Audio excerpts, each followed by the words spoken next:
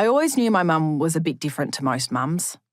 She had 5 kids, 4 of whom were solely her responsibility. A business she ran from our dining room table and a tendency to go mad. It makes sense to me that she would sometimes go mad. Who wouldn't with that much on their plate? Most of us would drop the ball with only one of these burdens, mistakes, responsibilities.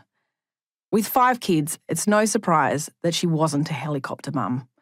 She was more of a hot air balloon mum. She'd just float about aimlessly, hoping for the best, sometimes bursting into flames.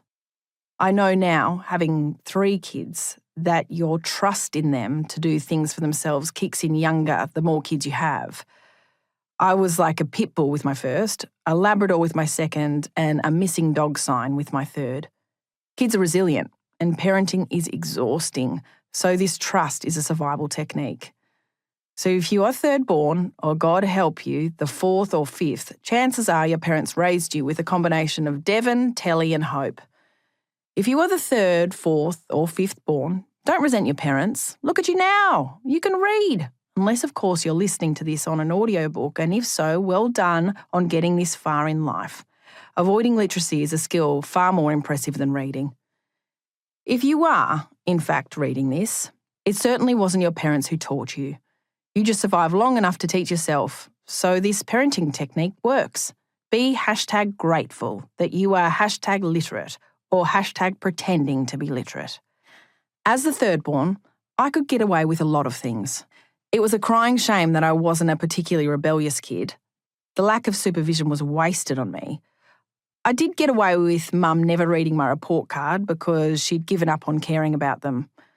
I was a pretty good kid, and as far as she could tell, I could read. Again, not her handiwork. So I was fine. I was a dreadful student though, so it wouldn't have hurt for her to read the report cards. I rarely handed anything in, and if I did, it was very late. For almost every assignment, I wrote a note that said, Bron needs an extension on this project, as we have had a family emergency.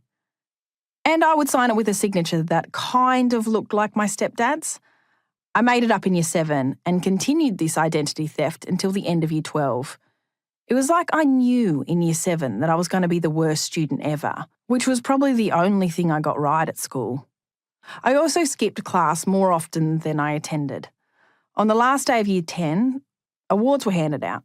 Best athlete, best musician, most likely to be Prime Minister, etc. And I was given an award I worked really hard on.